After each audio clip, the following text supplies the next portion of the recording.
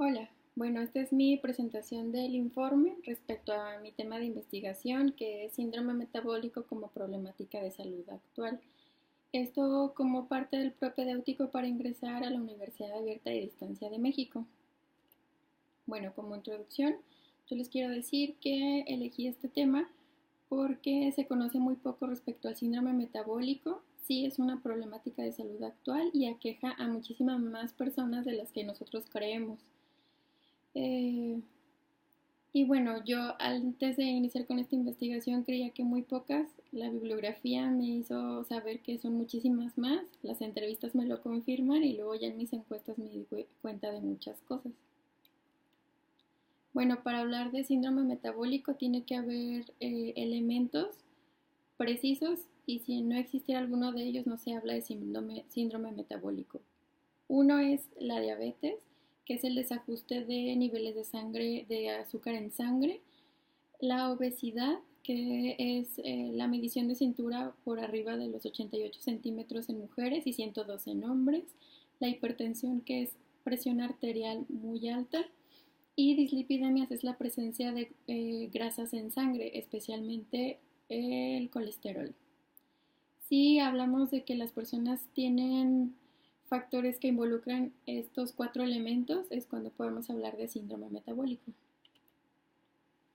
Y bueno, el alcance de mi investigación pues es difundir el tema del síndrome metabólico porque pues las personas sabemos muy poco y me gustaría también diseñar programas preventivos y de intervención para las personas que ya los padecen. Y bueno, pues esto no lo puedo hacer yo sola, necesito de un equipo multidisciplinario, no solo médicos, sino también nutriólogos, psicólogos y demás especialistas en este tema. Bueno, la investigación respecto a síndrome metabólico la realicé en dos fases muy importantes. La primera de ellas que fue la investigación documental, que es recabar información por vía libros y revistas, que son las fuentes primarias y secundarias. Las primarias, como ya les dije, libros, y secundarias, pues es el análisis que hacen muchas personas de libros, tesis, tesinas u otras investigaciones. Y bueno, pues no es investigar por investigar y tener datos nada más por tenerlos. Hay que hacer un análisis de todos ellos. Y este análisis se llevó a cabo en una base de datos que nos la otorga la plataforma vía nuestra docente en línea. Y este es un ejemplo de cómo fue que hice el vaciado de la información de los libros, revistas científicas y demás, para no solo para tenerla organizada, para tenerla muy clara, de fácil acceso y poderla utilizar en cualquier momento. Esta es la mejor manera para recolectar, guardar y analizar información. Como ya les dije, la investigación se llevó en dos etapas, la primera la documental y la segunda fase pues mi investigación de campo. Lo que hice fue ir a una clínica en donde laboran dos médicos especialistas en mi tema y observé qué pacientes son los que acuden regularmente, por qué enfermedades, eh, y toda esta información yo la registré en un diario de campo. Todo lo que yo observé y analicé lo registré en un diario de campo. Agendé citas con dos médicos quienes me proporcionaron muchísima información y además elaboré una encuesta, que esta encuesta me la respondieron 16 personas. Tanto de la entrevista y de las encuestas, pues hay que hacer un análisis e interpretación de la información. Y por ejemplo, en cuanto a las encuestas, yo lo que hice fue elaborar tablas y gráficas en donde yo hago interpretación de ellas y más adelante les expongo mucha información. Les anexo aquí la URL de las entrevistas para que puedan ingresar y escuchar lo que me dicen ambos médicos. Uno de ellos es el doctor Mario Noriega y la otra es la doctora Magdalena, ambos especialistas en el tema que yo estoy investigando. Bueno, cuando alguien queremos entrevistar a una persona por algún objetivo, lo que es muy necesario es elaborar un formato de entrevista. Esto para no perdernos entre la información que queremos saber y muchísima información que tienen las personas para exponernos. Entonces yo elaboré esta serie de preguntas para no perderme la información que yo quería saber y toda la que me estaban proporcionando ellos. Yo quería saber información muy puntual como lo que es, qué es el síndrome metabólico, cómo se diagnostica esta enfermedad, qué enfermedades están comúnmente asociadas con el síndrome metabólico, cuáles son las causas de este síndrome, cuál es el tratamiento y cómo puede prevenirse. Esta información fue la que yo analicé y la utilicé en mi investigación. También en el material van a encontrar aquí más abajo la URL de la encuesta que yo elaboré y la respondieron 16 personas. Bueno, las preguntas, como yo les decía, que elaboré en la encuesta, incluyen 4 elementos muy importantes para evaluar o valorar si existe riesgo de síndrome metabólico, que son preguntas relacionadas con la diabetes, preguntas relacionadas con la obesidad, preguntas relacionadas con la hipertensión y con las dislipidemias, para poder yo saber si existía riesgo o no en las personas que estaba encuestando. Y bueno, así como dato, si las personas en 2 o más preguntas respondían que sí, existe un riesgo muy alto de que estas personas tuvieran o que hubiera riesgo de que tuvieran síndrome metabólico.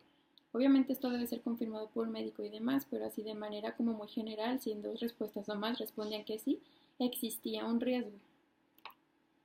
Y bueno, dentro de la información que yo obtuve en las encuestas y toda mi investigación, pues bueno, las personas que respondieron a la encuesta se encontraban en la etapa de vida que es jóvenes adultos, ya que contaban entre 20 a 30 años, entonces son personas muy jóvenes. La mayoría reporta buen estado de salud y peso como muy normal. Esto yo lo veo reflejado con la medición de cintura, porque reportan que no mide más de 88 centímetros en mujeres y 102 en hombres. Quiere decir que se mantienen en su peso. Un porcentaje que es el 6% aproximadamente no sabe respecto a la medición de su cintura y un 25% aproximadamente dice que sí sobrepasa esta medida. Me pude dar cuenta que cuando son preguntas que pueden ser como muy visibles o que se encuentran fuera de nuestro organismo, es más fácil responderlas y tienen más conocimiento. Mientras más me adentro a preguntas que refieren como funcionamiento de organismo o simplemente órganos internos, en cada una de ellas de las preguntas empiezan a aumentar los no lo sé. Las personas no tienen conocimiento de otras cuestiones que no sean las visibles en cuanto a salud. Ahorita lo vamos a ver más adelante. En su mayoría las personas reportan no tener triglicéridos altos. Esto es de los que yo les hablaba. Cada vez aumentan los no lo sé en las personas. Aquí la gran mayoría responde que no lo tiene. Un 12% aproximadamente sí y un 25% no lo sabe. Como ya les decía, en cada una de las preguntas que no hablan de situaciones de salud muy visibles, la gente no lo sabe. En su mayoría reportan no tener niveles altos de glucosa en sangre, una minoría sí, que son el 6% aproximadamente, y el 18.8% no lo sabe. Como lo ven, sigue existiendo el no lo sé. Aquí, en cuanto a dislipidemias, la mayoría no reporta, un 12% aproximadamente sí y el 31% aproximadamente no lo sabe. Si se fijan, el no lo sé sigue en aumento, aunque la mayoría siguen reportando situaciones de salud como muy estables. Y bueno, dentro del análisis que yo hice de la información, 2 personas dentro de las encuestadas sí cumplen con el criterio de riesgo de síndrome metabólico. Esto es porque responden sí en 2 o más preguntas. Por ejemplo, sí en triglicéridos altos, sí en glucosa alta en sangre y no sé, sí en más de la medida de cintura esperada. Pero bueno, solo 2 cumplen el criterio. Sin embargo, hubo muchos no lo sé. Eso me hace pensar que muchos de los encuestados sí hay riesgo de padecer síndrome metabólico, pero como no lo saben, no puede ser valorado. Entonces, para las personas en las que yo sí detecté riesgo por esta encuesta, las que no lo saben y simplemente población en general, creo que es muy necesario difundir información respecto al síndrome metabólico porque sí es una problemática de salud actual. Y esto como búsqueda de una calidad de vida mejor en las personas. Como conclusiones, yo les puedo compartir que, bueno, reitero, en general, difundir información respecto al síndrome metabólico. A mí me gustaría, por ejemplo, que las personas no solo se enteraran de que tienen riesgo de padecerlo, sino que ese índice quizá muy a futuro, pues baje y mejore la calidad de vida en las personas, ya que las personas se enteran que tienen o padecen síndrome metabólico hasta que van en un caso de urgencia a un hospital o una clínica, y es cuando se enteran que tienen estos 4 componentes y que padecen síndrome metabólico. Y lo peor aún es que pudo haber sido evitado con hábitos, mejora de hábitos, alimentación, medicamento y demás. Como recomendaciones, yo puedo decir que es bueno elaborar encuestas, pero también tener una intervención física con las personas que están siendo encuestadas, más porque se hablan de cuestiones médicas. También, por ejemplo, muchos de los no lo sé, puedo pensar que unos sí realmente no lo saben, pero otros quizá no hay mucho interés en responder la respuesta o no tenían tiempo o simplemente lo hacen con cumplir. Entonces el tener una presencia en esa encuesta puede ayudar a aumentar el interés o a tener más conocimiento o simplemente darme cuenta si realmente sí lo sabían o no lo sabían. También considero necesario agregar un apartado como de autorrespuesta para que las personas que vayan respondiendo tengan conocimiento de un resultado y a lo mejor dentro de esas personas encuestadas digan, sí, sí tengo riesgo, y lo que hacen es informarse. Entonces, además de agregar un apartado de autorrespuesta, voy a agregar una infografía para no solo responder una encuesta, tener una respuesta a la encuesta, sino empezar a informarse respecto al tema que estoy investigando, que es síndrome metabólico. Esto yo creo que complementaría muchísimo la información que se obtiene en mi investigación y tendría mucha más calidad mi investigación. Bueno, este es el fin de mi presentación. Muchas gracias por su atención.